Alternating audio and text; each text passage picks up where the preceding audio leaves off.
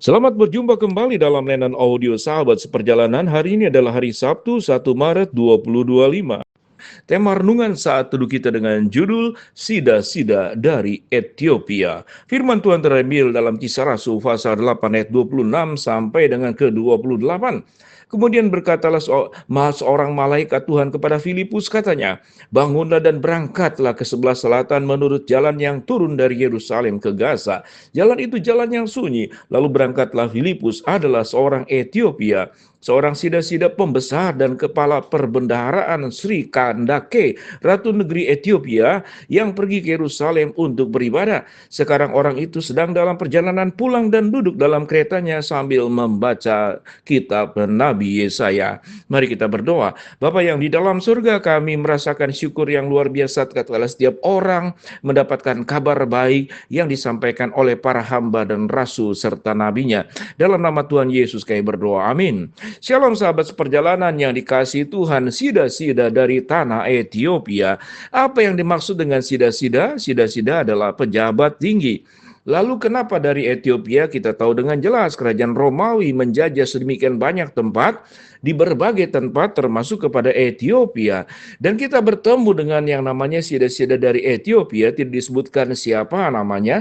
Kemudian ada disebut juga Ratu Kandake. Kandake bukanlah nama, tapi sebutan untuk perempuan-perempuan Romawi dari kerajaan yang punya kedudukan yang khusus sehingga disebut sebagai Ratu Kandake. Pada titik ini kita mendapatkan informasi bagaimana sebuah perjalanan tatkala orang itu mau mengenal Tuhan, termasuk sida-sida dari Ethiopia. Kita tahu dengan jelas bangsa Roma bukanlah bangsa yang mau percaya kepada Tuhan.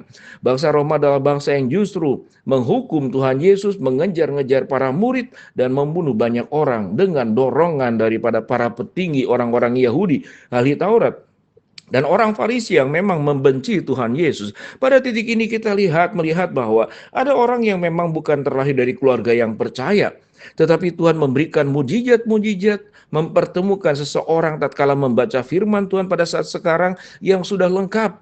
Sehingga kalau kita boleh berkata, kita perlu mendukung pekerjaan-pekerjaan dari Lembaga Alkitab Indonesia dalam menyebarkan firman Tuhan ke berbagai macam belahan dunia dengan bahasa yang dimengerti, diterjemahkan kepada ribuan bahasa di seluruh muka bumi, agar orang bisa mengenal siapa itu Kristus tatkala membaca Alkitab. Dalam hal ini, sida-sida dari Ethiopia membaca kitab Yesaya. Apa yang dibacanya? Yang dibacanya yaitu ayat yang berkata, seperti anak domba yang dibawa kepada pembantaian, seperti anak domba kelu yang digunting bulunya. Dia membaca, ingin memahami, dan kemudian Tuhan mengirimkan melalui suara malaikatnya kepada Filipus. Katanya, bangunlah dan berangkatlah ke sebelah selatan menurut jalan yang turun dari Yerusalem ke Gaza. Jalan itu adalah jalan yang sunyi. Lalu berangkatlah Filipus, adalah seorang Ethiopia, seorang sida-sida pembesar dan kepala perbendaharaan dari Sri Kandake, Ratu Negeri Ethiopia, yang pergi ke Yerusalem untuk beribadah. Sekarang orang itu sedang dalam perjalanan pulang dan duduk dalam keretanya sambil membaca kitab Nabi Yesaya. Tentunya kita melihat bahwa sida-sida dari Ethiopia ini ingin memperdalam, sudah tertarik dan mungkin dia ingin percaya tapi tidak punya penjelasan apa yang aku harus beribadah kepada Tuhannya yang disampaikan oleh para rasul-rasul pada waktu itu. Lalu kemudian Filipus dikirim oleh Allah melalui suara malaikat untuk menemui yang namanya sida-sida dari Ethiopia. Lalu menjelaskan apa yang dimaksud dengan seperti seorang domba dibawa ke pembantaian, anak domba kelu yang digunting bulunya. Menjelaskan apa yang dimaksud dalam kitab Nabi Yesaya dan menjelaskan bahwa sesungguhnya juru selamat Kristus Yesuslah yang dikatakan dibawa ke pembantaian, yang dibawa kepada kayu salib untuk disalibkan, seperti anak domba kelu yang digunting bulunya, ditelanjangi. Kalau kita melihat di dalam Alkitab, bagaimana Yesus dilucuti, diberi mahkota duri, dikoyakan jubahnya. Itu gambaran tentang anak domba yang disebut dalam kitab Yesaya, yang disembelih untuk menjadi sebuah keselamatan dan kasih Allah yang dicurahkan kepada seluruh muka bumi, dulu, sekarang, dan akan datang, termasuk kepada sida-sida dari Ethiopia. Dalam percakapan percakapan seperti demikian. Sida-sida Ethiopia ini akhirnya berkata menerima Yesus Kristus sebagai juru selamat. Apa yang dikatakannya? Aku percaya bahwa Yesus Kristus adalah anak Allah. Itu yang dikatakan, aku percaya bahwa Yesus Kristus adalah anak Allah. Aku percaya bahwa Yesus Kristus adalah juru selamat. Aku percaya Yesus Kristus apa yang disebutkan dalam kitab Nabi Yesaya. Pada saat itulah kemudian sida-sida dari Ethiopia membuka diri untuk dibaptis oleh Filipus di dalam nama Tuhan Yesus Kristus. Di sanalah terjadi sebuah keselamatan yang sangat luar biasa. Pada titik ini, sahabat seperjalanan, tugas di dalam menyampaikan kebenaran firman Allah, Injil keselamatan kepada setiap orang. Seringkali kita diberikan gerakan oleh Tuhan untuk mendekati seseorang. Sama seperti Filipus digerakkan oleh Tuhan dengan suara malaikat. Mendengar suara Tuhan, pergilah, temuilah dia. Sampaikanlah kabar keselamatan itu kepada mereka. Sampaikanlah siapa sesungguhnya yang disebut dengan anak domba kelu yang digunting bulunya. Siapa sesungguhnya yang disebut dengan domba yang dibawa ke pembantaian. Itulah Kristus yang menyerahkan dirinya berkorban untuk menyelamatkan kita, setiap kita masing-masing. Kasih Kristus seperti sahabat yang rela memberikan nyawanya untuk orang yang dikasihinya. Sebuah berita tentang kasih yang sifatnya tidak hanya terucap lewat mulut, tapi dibuat dalam sebuah tindakan yang maha sempurna. Kristus lahir, mati di salib, lalu bangkit untuk membangkitkan setiap kita masing-masing dan menyelesaikan semua dosa-dosa yang ada pada diri kita masing-masing.